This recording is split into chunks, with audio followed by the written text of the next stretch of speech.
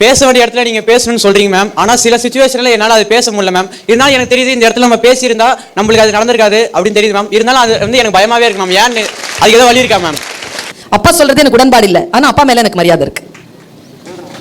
அம்மா தப்பு செய்யறாங்க, ஆனா எனக்கு உடன்பாடு இல்லை, ஆனா அம்மா மேல எனக்கு மரியாதை இருக்கு. நான் மரியாதை குறைக்க மாட்டேன், தப்பான விஷயத்தை மட்டும் சுட்டி காட்டுவேன். எனக்கு அது பிடிக்கலமான்றதை சொல்லுவேன், ஆனா பணிவா சொல்லுவேன். ஒரு விஷயம் நல்லா தெரிஞ்சுக்கோ, பணிவுடன் இருப்பது ராஜதகுதி, ராஜகுணம். யார் லீடரோ அவன் தான் படிஞ்சிருப்பான், யார் ரவுடியோ அவன் தான் வாய்ஸ் ஓவர் பண்ணுவான். Don't raise your voice, raise your words. அம்மாவுக்கு என்ன தெரியும்? உன்ன மாதிரி அவங்க படிக்கல, ஆனா உன்னை கருவில இருந்து பெத்து எடுத்து வளர்த்து ஆளாக்கி இப்படி முன்னால கொண்டு வந்து நிறுத்தி இருக்காங்கல்ல, அவங்களுக்கு எதிரில் பணிவுடன் பேசு. அப்போ உடன் இருக்கின்றவர்களை மரியாதை செய். அக்செப்ட் பண்ணலன்னா நல்ல வார்த்தைகள்ல சொல்லு, அந்த வார்த்தைகளை தேர்ந்தெடு. ஒரு ரகசியம் சொல்லி தரவா? வார்த்தைகள் நம்ம யாருக்கிட்டையும் இல்லை. யாருக்கிட்ட தெரியுமா வார்த்தைகள் வரும்? வாசிப்பு பழக்கம் யாருக்கு இருக்கிறதோ அவர்களுக்கு வார்த்தைகள் வரும். புக்ஸ் வாசி, நிறைய படி, நிறைய பார்க்காத, நிறைய ரீல்ஸ் அது இதுன்னு பார்க்காத, வாய் குளரும். நிறைய படி. பார்க்கறதுக்கும் படிக்கிறதுக்கும் வித்தியாசம் என்ன தெரியுமா?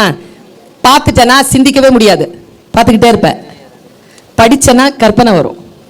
Imagination is more than knowledge. Einstein. நாலேஜை விட பெருசு இமேஜினேஷன்.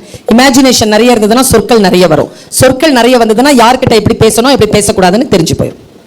சரியா? காயப்படாம இரு, அடுத்தவர்களை காயப்படுத்தாம இரு.